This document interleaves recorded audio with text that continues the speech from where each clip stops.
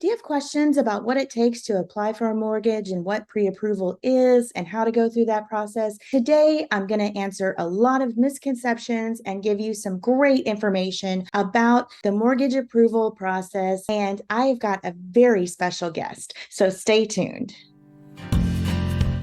Hi, if we haven't met yet, I'm Denise Ross with Keller Williams City View Realty here in San Antonio, and I love helping people make San Antonio their home, and I would love to help you too. If you have questions about the area in general or are ready to get your moving process started here to San Antonio, feel free to give me a call, a text, or an email. I would love to hear from you. There's a lot of common misconceptions about the mortgage application and the pre-approval process. So today I have a very special guest. I have my friend Chris Boyd with Gold Financial, and I'm just going to ask him some questions so that we can get all of the accurate information. You will know what to expect and what your next step in the home buying process should be. Well, welcome, Chris. Thank you for coming on my channel today. I really appreciate it. Could you tell me a little bit about yourself and about how long you've been in the mortgage business? Well, thank you very much for having me, Denise. I'm honored that you would have me on your channel here. My name is Chris Boyd. I am a senior loan officer with Gold Financial Services. I've been in the mortgage business for almost 22 years. So just about anything that we might be able to help you out with, we definitely can. Born and raised here in San Antonio, so very familiar with the area. So,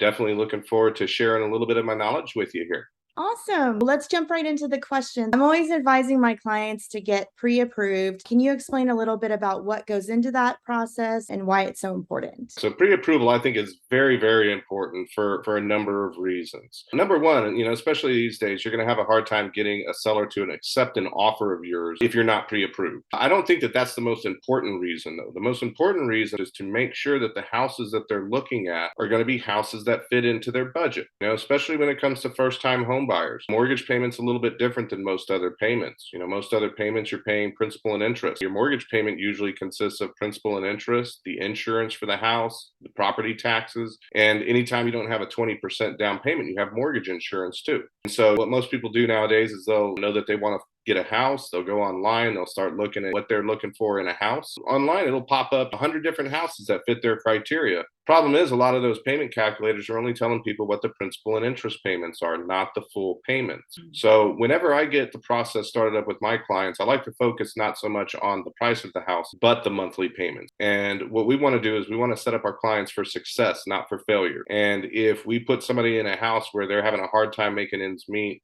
they're having to eat ramen noodles for dinner every single night, or God forbid, even worse, it puts them in some sort of financial hardship.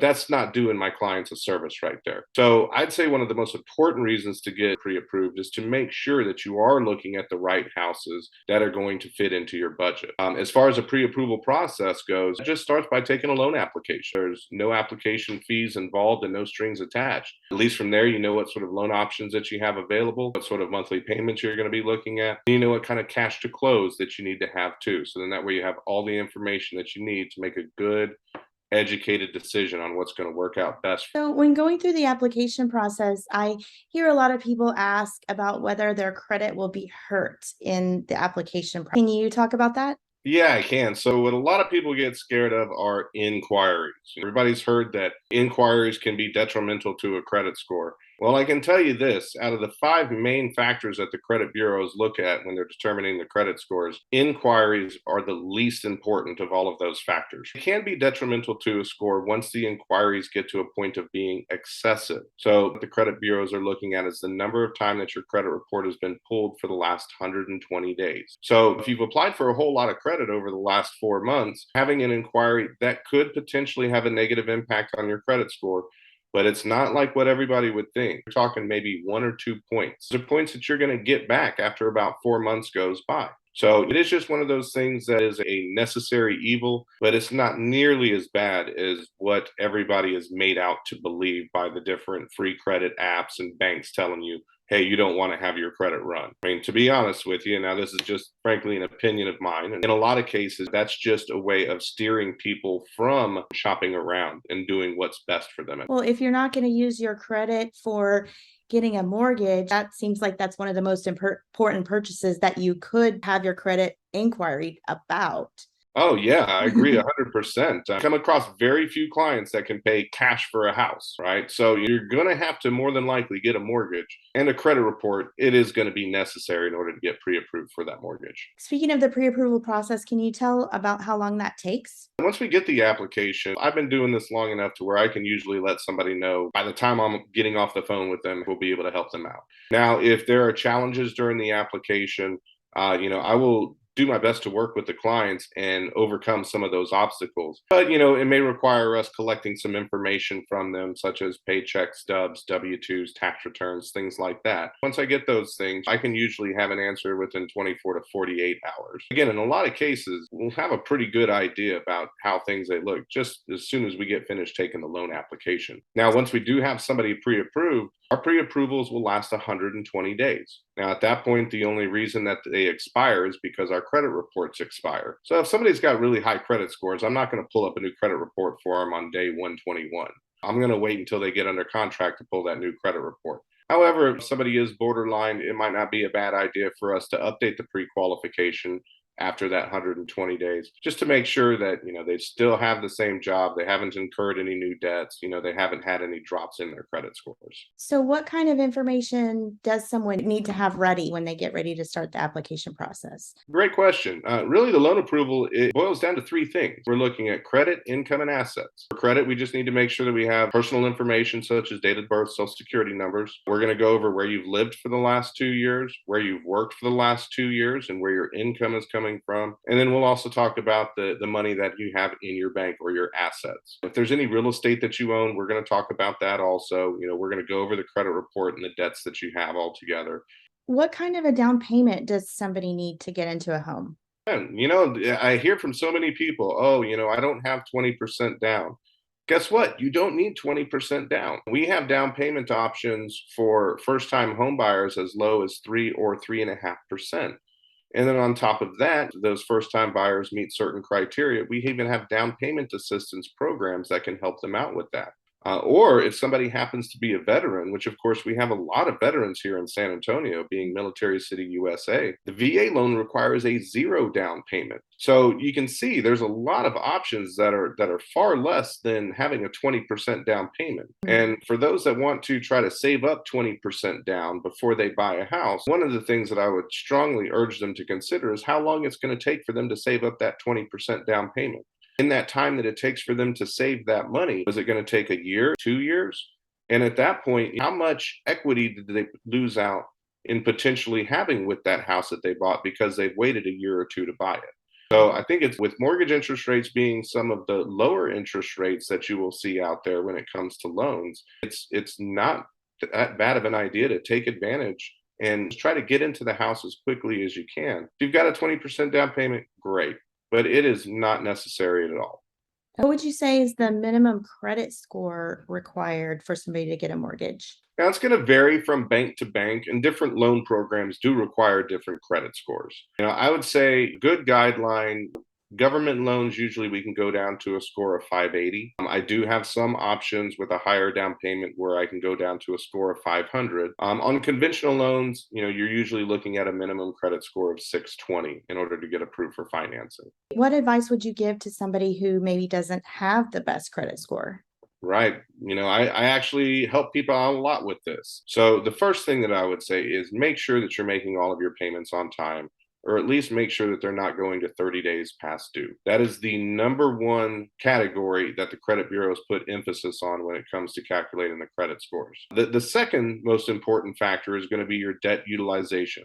It's just a fancy way of saying the percentage of what your balances are compared to what your credit limits are. So, on a credit card, if you've got a $5,000 credit limit on that and you've got a $5,000 balance, you've got 100% debt utilization. So when it comes to that debt utilization, that's a great way that people can improve their credit scores quickly by paying down balances on their accounts, in particular credit cards. So the best advice that I could give for somebody is you can try to get your balance on your accounts below 30% of what the credit limit is. You'll see a nice little jump to your credit score from that. Now, the absolute best place for your credit cards to be is going to be a balance that's greater than zero, but less than 10%.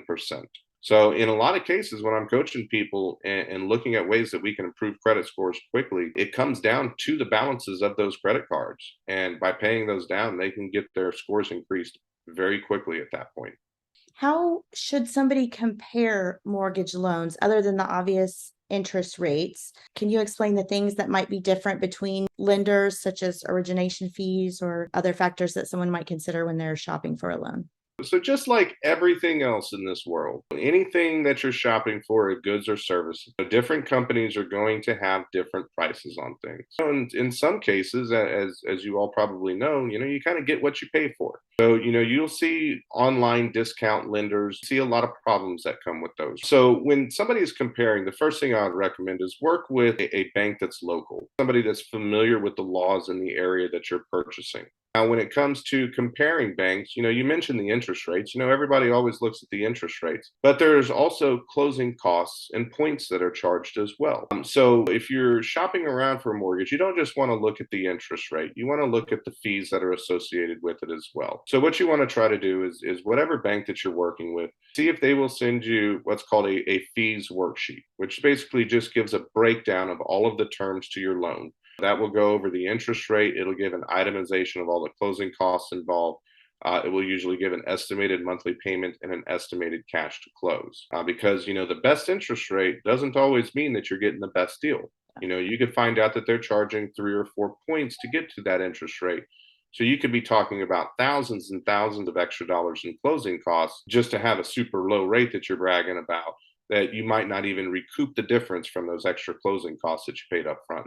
Yeah. You mentioned just a minute ago about the advantages of going with a local lender versus a national big box kind of a company. Can you talk a little bit more about that and about what specifically all the advantages are? Yeah, well, Aside from knowing the local laws and things like that.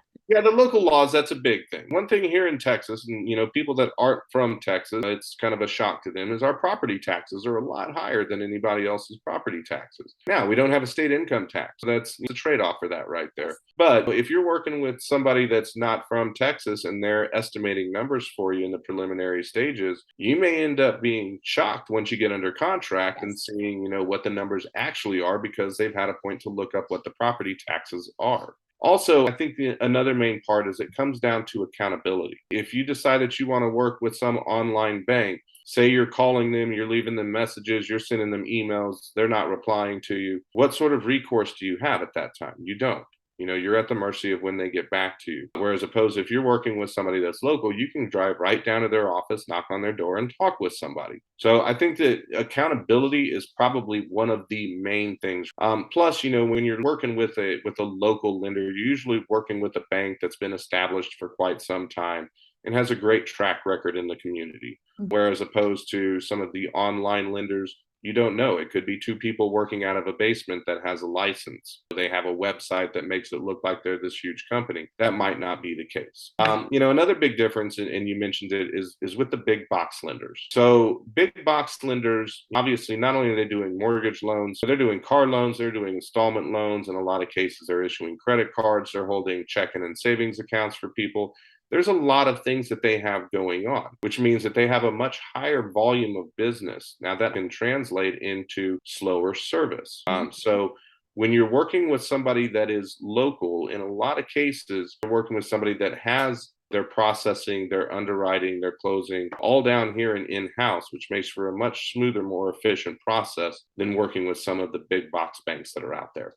Well, one thing I particularly love about working with you is I know your cell phone number. So if I have a problem or one of my clients does, they would as well and would be able to call you and get you on the phone and talk to you or somebody that works directly in your office, as opposed to having to dial 800 whatever and press 9 to get to whatever menu and 0 to talk to a human, and might get 43 different people each time you call. Yeah, no, that's a great point. It really is. That's another issue with working with those big banks. We talked about the volume. Well, as your loan goes through different steps in the process, you're getting passed off to different departments. And when you go to call up to find out what's going on, and you're talking with somebody that's completely different every single time, Or you might be talking with somebody that has never even seen your loan and they just pull up what's on their computer screen and regurgitate to you what the computer screen is saying. So, I always try to take pride in making sure that I'm very available to my clients. I make sure that everybody has my cell phone. They can call or text me at that number anytime. As we're going through the process, I'm going to be the primary point of contact,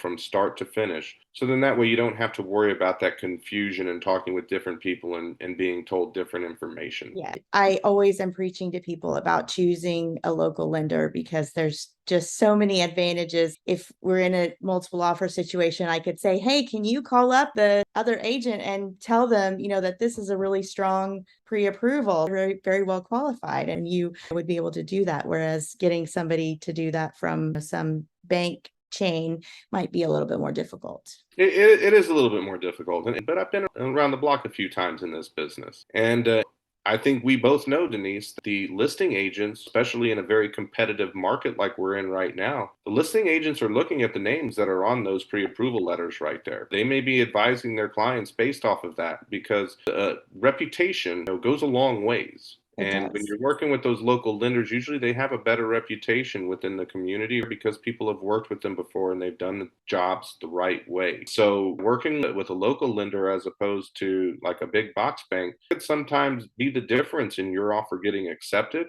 or the sellers accepting a different offer and you going back to hitting the streets and looking for different houses then. And also, if you're really on a crunch timeline as to when you need to close and be into your home, it's really important that you can trust what the lender is saying as if they're going to close on time. 100%. There's a lot of dominoes that are set up and put into place when somebody's buying a house. And when one of the steps doesn't go the right way, that can mess up a whole bunch of other things that are down the road. Working with somebody that you trust and is going to get the job done, that can take a lot of stress out of the home buying process. So, what kind of advice would you have for somebody who says that they're going to wait until the economy settles or until prices or interest rates come back down? Boy, I get that question. That's a loaded question, I know. Right. Yeah, no, that's a lot right there. Now, a lot of this is just going to be personal opinion. Granted, this is an opinion that's based off of experience. The entire time that I've been in the business here in the San Antonio area, I've never seen the real estate values go down. We saw, back in 2009, 2010, that was when there was a nationwide kind of housing bubble pop. We were kind of sheltered from all of that here in San Antonio. As far as San Antonio in particular goes, we have a lot of military bases that are here in town. And so there's a constant influx of people that are coming in and out of town. So that helps to keep our market very stabilized. So that's kind of a more specific answer to the San Antonio market. As far as just in general, right now you want to marry the house and date the interest rate. The housing market is still going very strongly. Home prices are still appreciating in value at a really good clip. So buying a house is not only a good investment in the sense that, you've got to pay for a roof over your head, so you might as well have it something that belongs to you. But also, as you're making those payments, your house is generally going to be going up in value. So if you think about somebody that wants to wait for the market to cool off, or somebody that wants to wait for the interest rates to come back down, how long is that going to take? Is it going to take a year? Is it going to take 2 years? Is it going to take 3 years? I mean, nobody really knows. But what we do know is that 1 year, 2 years, 3 years from now, whatever houses that you were looking at are going to be considerably more expensive than what you're looking at right now. So when it comes to the interest rates, we can always turn around and refinance the interest rates when the interest rates do get lower. Never turn back the clock and get you the same price for a house 2 to 3 years later. My advice, short answer would be, if you can do it, go ahead and buy the real estate. It is a very good investment. Other markets are in a lot of turmoil right now. Well, guess what's just been kind of steady Eddie going up in values? Real estate. So it's a good place to put your money. It's a great investment that you can make. And as with most investments, the sooner that you get into it, quicker you'll be able to start reaping the benefits from it. Well, thank you so much for that. Is there anything else that you would like to share that differentiates Gold Financial or yourself from any of your competition? But, we are local to the San Antonio area. We are an actual mortgage lender. So what that means is that the money that the clients are using to buy the house is coming directly from us. All we do are mortgage loans. So if we want to keep our doors open, we better be pretty darn good at doing those. Now, we do also have such a good reputation in the business, correspondent lender. So what that means is, as a bank, again, we're the ones processing, underwriting, drawing up all the legal documents and funding the loan. But again, because we have such a good reputation of originating loans, we actually have about 15 other banks where we can look at what their rate term offerings are at the time. We can go ahead and offer clients those rate and lock options as well. So not only do we have the option of kind of shopping around the mortgage to make sure that you are getting the best terms, but at the same time, we're keeping everything in-house under one roof, which makes for a very, very smooth and efficient process. You will be updated throughout the process, and you'll experience a far quicker turnaround time as far as getting closed than what you would with some other banks that are out there. Well, I can't disagree with anything that you said. Well, thank Can't you. recommend you enough. So thank you Oh, so much, Chris. I would love to help anybody out. It never hurts to see where you're at. Talk with people all the time. They say, oh, well, my credit's not where it needs to be. My income's not where it needs to be. The loan applications are free, right? If you're thinking about buying a house, complete that step first. See exactly where you're at. And then that way you can kind of set your expectations and come up with a game plan on when it is going to be the best time to buy. Don't be scared. I mean, And don't assume. don't assume either. That's right. I've got a client and, I can't help them out with a loan. I'll take the time and say, hey, look, out of the three things that we're looking at, credit, income, assets, here's where we're falling short. Here's what you can do to fix that. And we can determine how long it might take to do that. But maybe with just doing a couple of things and having something structured that you can go off of instead of just guessing what you need to do, you might be able to obtain the dream of home ownership 3 months from when we talk or 6 months from when we talk. So again, investing in real estate, that's a huge part of life. 80% of the middle class's wealth is derived from real estate owned. You need to get your slice of that pie right there too. There's a lot of options that are out there. Just see what can be done. So then that way you can improve your own financial and living situation then.